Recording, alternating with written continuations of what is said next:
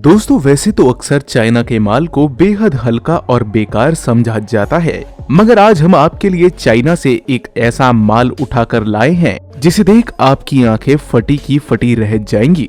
जी हाँ, ये है चाइना की मशहूर शराब जिसे बाइजू कहा जाता है। ये चीन की एक ट्रेडिशनल स्पिरिट है जिसे सोरगम यानी ज्वार से बनाया जाता है। आप ये बात जान हैरान रह जाएंगे कि ये दुनिया की सबसे ज्यादा बिकने वाली शराब है। जी हाँ, चीन की ये लोकल लिकर इतनी ज्यादा बिकती है कि इसके आगे वोडका और जिन जैसी तमाम शराबों को भी पीछे हटना पड़ता है। तो फिर आइए आज चलते हैं चाइना और इसी शानदार शराब की मैन्युफैक्चरिंग होती देखते हैं।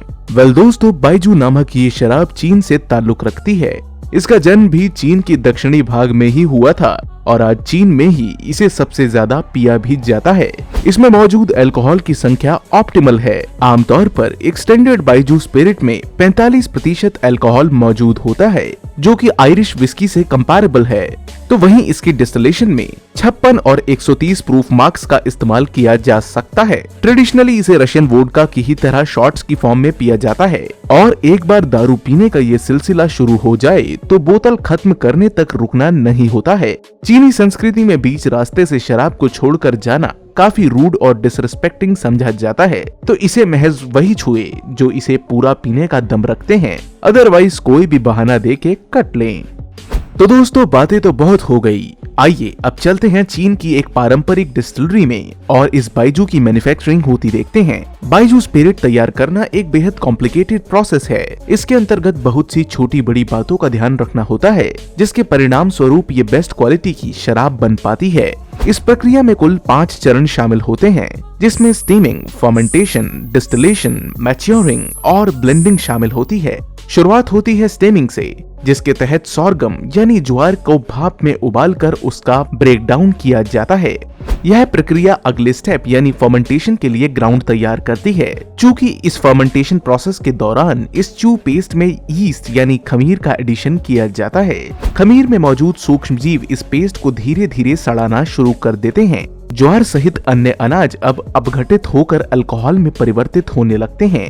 हालांकि अब भी उनका एक्सट्रैक्शन बाकी होता है, जिसे अंजाम दिया जाता है इसके अगले चरण यानी डिस्टिलेशन में, जहां इस घोल को उबालकर अल्कोहल के वाष्प तैयार किए जाते हैं। जब ये अल्कोहलिक वेपर्स इवेपोरेट होकर ऊपर पाइप में जमा हो जाते हैं, तो इन्हें ठंडा कर कंडेंस कर लिया जाता है, जिससे इस ग्लास केज में हमें ये कंसंट्रेटेड स्पिरिट हासिल होती है, जो वास्तव में कुछ और नहीं बल्कि हमारी बाइजू है। हालांकि अभी ये फाइनल नहीं है।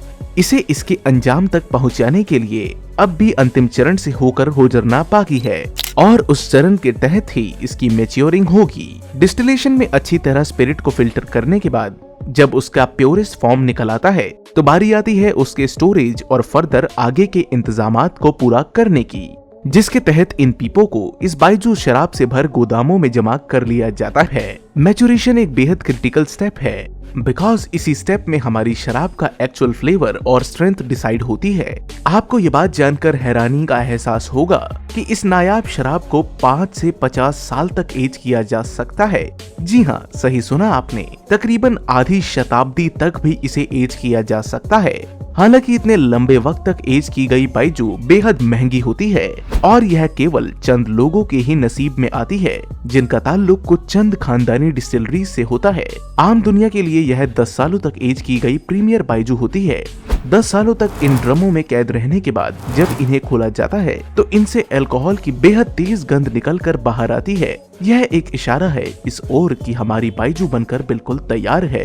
अंत में इसमें तमाम जांच पड़ताल अंजाम दी जाती है और उन सभी टेस्ट में पास हो जाने पर इसे बोतलों में भरकर बाजारों तक रवाना कर दिया जाता है। हमेशा से ही बाइजू एक क्लियर कलरलेस अल्कोहल है। इसका टेस्ट बेहद कड़क और गंध काफी सख्त होती है। क्या आपने भी कभी बाइजू ट्राई की है? हमें कमेंट्स में जरूर बताएं।